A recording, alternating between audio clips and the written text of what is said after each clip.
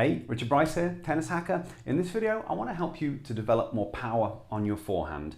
So I'm going to be explaining how to use your hips properly so that you can use your full kinetic chain to create racket head speed. So we're going to start by analyzing how the pros do it. Then I'm going to show you some of my own practice because it's something that I'm working on in my own game at the moment. Now I'm naturally a right-handed player, but I injured my collarbone in a mountain bike crash, so now I've had to stop playing with my right hand and I'm learning to play with my left hand. And at the moment, I'm really trying to develop more power on my forehand. So this is stuff that I'm working through. So I want to show you some of my on-court practice and how I approach things, and then talk about some of the things that I'm doing off the court to help me use my hips more effectively, because potentially they're things that you can also use so that you can use your kinetic chain to help you develop more power. So hopefully you enjoy the video and find it helpful. If you do, it'd be great if you could give me a thumbs up. And if you haven't subscribed to my channel before, it's much appreciated if you could do that as well. Okay, so we're going to look at some of Casper Ruud's forehands so I can explain about using the hips properly. So there's certain key features that you'll see from all pro players.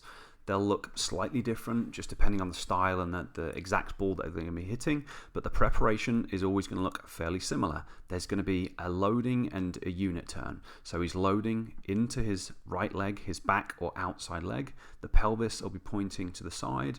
The upper body will be rotated in the unit turn position, maybe pointing to the side, maybe a little bit further back to kind of pre-stretch the torso. So that's the loading position. From there, he's going to start the motion by driving through his right hip, throwing it forwards. As he does that, he throws the hip and the pelvis forwards. That then creates the racket lag position here. So he's now in his racket lag position, and then he comes through to contact just there. And regardless of where he's hitting the ball from, exactly what type of forehand he's hitting, it's going to look very similar. So this one's slightly different, but he's loading that right leg.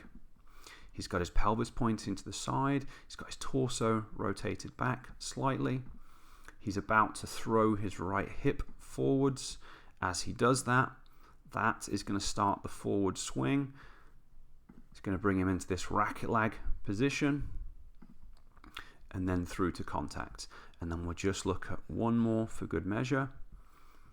So again, slightly different type of ball, but he loads into that right leg, and Casper Ruud has a really big load. His pelvis is pointing to the side, his torso is rotated back a little bit further. He's going to drive through this hip to initiate the swing. As he drives through the hip, that's going to start his arm coming forwards and create the racket lag position, and then go through into contact. Now, I'll place the link to this video because it's from a channel called Slow Mo Tennis on YouTube. They've got some fantastic resources, but I'll place the link to this video in the description so that you can watch the full video if you would like to. But that is kind of how the pros create racket head speed using the kinetic chain and using the full body, but it starts by driving through that outside hip. So that's how it should look. Now I want to show you a little bit of my practice and how I'm working on things, because obviously when I hit it, especially left-handed, it looks a little bit different to Casper Ruud. Now I'm okay on neutral balls, so the two shots that I'm focusing on at the moment with my forehand are dealing with much shorter balls, so where the ball is short and low and I'm having to move forwards to it, really try and stay low but still use my hips to create racket head speed. And then the other ball is kind of the opposite of that. When my opponent hits a deep, heavy ball, it's up around shoulder height, and I'm having to drive up from an open or semi-open stance and still try and hit the ball with power back and kind of neutralize my opponent. So they're the two shots that I'm working on, but the focus is the same, trying to effectively drive through my hip. So the setup that I use for my practice is going to be the same on the short ball and on the deep ball. One of the big things that I'm always focusing on is being set up in the right position, because what we've just talked about with Casper Ruud is you have to be loaded and ready and prepared for your shot. So I feed a varied ball, so sometimes it's going straight down the middle, sometimes it's going out wide, sometimes it's going to be more of an inside-in type forehand. But my job is to move forwards as quickly as I can, get the spacing, and then drive through my back hip. I do variations where I'm just hitting cross court. I do variations where I'm just hitting down the line, and then I mix it up and do variations where I'm alternating between hitting cross court and down the line, so that every time I'm training myself to try and recognize the ball, set up in the right position, so that then I can drive through my hip. Now I want to take a look at a couple of forehands in slow motion, because there's some important things to point out.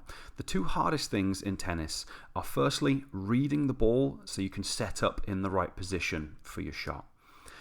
That was my primary focus when I started learning to play left-handed, so for the first couple of years that's all I cared about. Now that my positioning is getting a little bit better, I'm focusing on the next thing, which is going to be the timing. And when it comes to timing, there's two parts to it.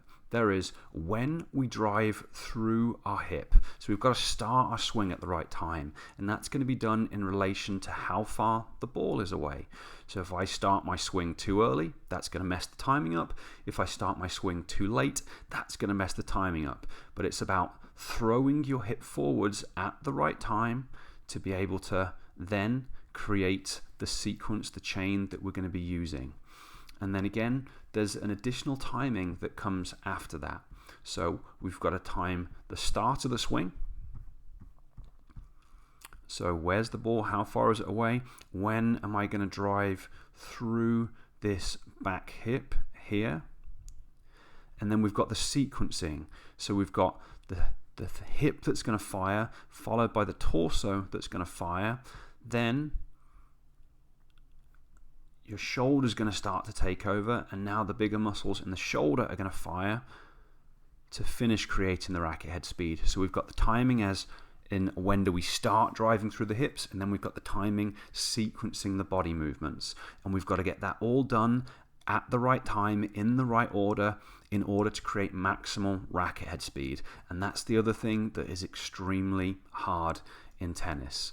But I want to point out one more thing that's going to be important, and that is there are physical restrictions and requirements that dictate how well you can do things. So if you think back to Casper Ruud a moment ago, you watch how low he got on his shots. Now for me, flexibility is a major limitation, especially on these low balls. For me to drive through my hip properly, I don't have the level of flexibility required to do this in the same way that the pros do. So in addition to the on-court practice I do, I spend a lot of time off the court working on improving things like my flexibility, and I'll show you some things that I'm working on in a moment, because unless I improve the range of motion in my hips, I can't get down enough, and that in itself is going to restrict me. So this is stuff to bear in mind with your own game as well. You've got to get the on-court stuff, so you've got to be preparing properly, setting up in the right position. Then you've got to get the timing, but your body also has to be physically capable. The way I train for the deep balls is similar, but I try to add in a little bit more variety. So I still work on the cross-court variation, so I'm aiming cross-court, and then I aim just down the line, and then I alternate between cross-court and down the line. But what I also do is mix up the style of the feed. Obviously for each set that I'm doing, the speed is going to be as it is, but every 20 balls or every 30 balls or so, I mix it up so it's a different level of speed and a different amount of spin. And the reason that I'm doing this is because I have to train the timing. So yes, it's going to mean that I have to set up in a slightly different position, but it's all about reading the flight of the ball, predicting what the spin is going to do, so how's the ball going to react after it bounces, so that I can start my swing at the right time, so I can drive through my hip at the right time, and then make the necessary adjustments. So I try to give myself as much variety as I can to train myself to be able to do that more effectively. So let's just quickly look at a couple of these in slow motion, and I'll explain what I'm really focusing on here. Now I don't have the same flexibility limitation for these high balls. Obviously it would be helpful, but it doesn't limit me in the same way. Strength is important here, and I'll be talking about that in a moment. But the big focus is for me, the big focus for me is really the timing of driving through the hip. So how far is the ball away? When do I drive through this hip to initiate the forward swing? And what I'm finding is I can't quite get it all right at the moment. So I'm trying to be aggressive, and I'm trying to drive through my hip properly. And when I do that, I have a little bit of a tendency to just tighten my wrist up. So ideally, I want to drive through my hips and I want my wrist to be nice and relaxed. But as I drive through my hips, I'm finding that I just tend to tighten my wrist up a little bit here, and that's reducing some of the racket head speed. So the big thing that I'm focusing on is trying to get the timing. Okay, so I've loaded into this outside leg. How far is the ball away? When do I start the swing? And trying to stay nice and relaxed through the wrist. And there's going to be kind of different things that I work on for it. So I'm working on the flexibility, I'm working on the strength to help me drive through my hips, but with the timing is all about visual processing and coordination. So I'm doing things to work on that as well, and I'll show you that now. So now I want to show you some of the things that I work on off the court, because it's equally as important to the on-court practice in terms of helping me to improve. It's really important that you kind of wrap your head around the idea that you can only play as well as your body will allow you to. So yes, you've got to practice consistently, you've got to understand the technique, you've got to work on the right thing, you've got to understand tactics. But if your body isn't physically capable of doing certain things, ultimately that's what prevents players from improving. So I spend a lot of time off the court trying to become a better tennis athlete so then I can play higher level tennis. And that's actually the main thing that I help players with. So if you would like to learn how to use brain-based training and other cutting edge methods to become a better tennis athlete so then you can improve your tennis, I can definitely help with that. I've created a class that's going to teach you all about it. I'll place a link up there and down in the description so you can watch that if you are interested in learning more. But at the moment, my main focus, or my primary focus, is improving my flexibility and my hip flexibility. So in this video, I'm working on a particular stretch for my hip flexors and for my quads. Now, I've never found static stretching to be particularly effective for me or a lot of the people that I've worked with in the past. So I use variations of kind of PNF stretching. So being in these positions, I work hard on, contracting my glutes to try and get the quads and the hip flexors to relax. And then I also work hard on contracting the quads to try and become strong in these positions so that then my body feels safe enough to increase the range. And then generally after I've worked on the stretching component, I'll then get up and do some contractile work for my glutes and my hamstrings to try and hold myself in that position. And then I do different variations, kind of working on my adductors, which have always been a very tricky point for me. And then very similar approach, so really working on using the glutes to try and open things up, and then kind of going into more active stretches and working on contractions, trying to strengthen the end range positions. Now, I've made a decent headway into my flexibility, but because I've got a few autoimmune issues, that really slows my progress down, because sometimes I get very inflamed from foods and things like that. I end up in a lot of pain, and then I can't stretch and work on things for a while, so it kind of sets me back. But that's the way it is. At the moment, the inflammation is low, I'm making good progress. Hopefully I can keep it that way. I also like to work on strength. Now, it isn't a primary focus because I'm relatively strong. The flexibility is more of an issue, but working on things like deadlifts and then power movements, trying to develop more explosive power in specific patterns to help me drive, especially through my left hip now that I'm playing left-handed. But then the other things that I really work on are kind of more brain-based training.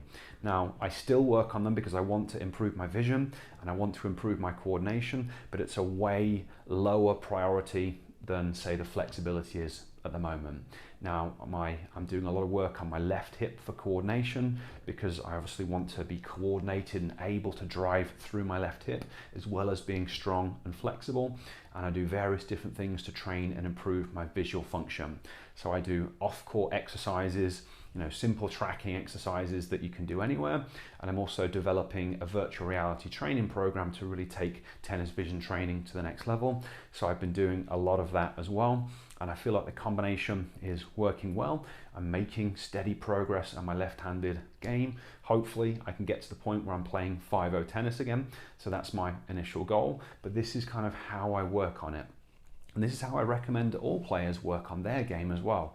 Got to be doing consistent, good quality on-court practice, but you also need to continually work to try and become a better tennis athlete. Because if you want to play better tennis, you need to see, you need to move, you need to balance like a higher level tennis player. If you'd like to learn how to do that, like I said, I've got the class that's going to teach you all about it. I'll place a link up there and down in the description.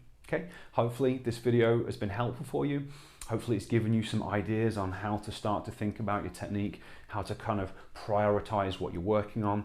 Now, as a reminder, I spent 2 years working on preparation before I started trying to develop power. So depending whereabouts you are, often the preparation is the limiter for most people. But then once you're there, trying to use the full body and the kinetic chain is obviously the way to go.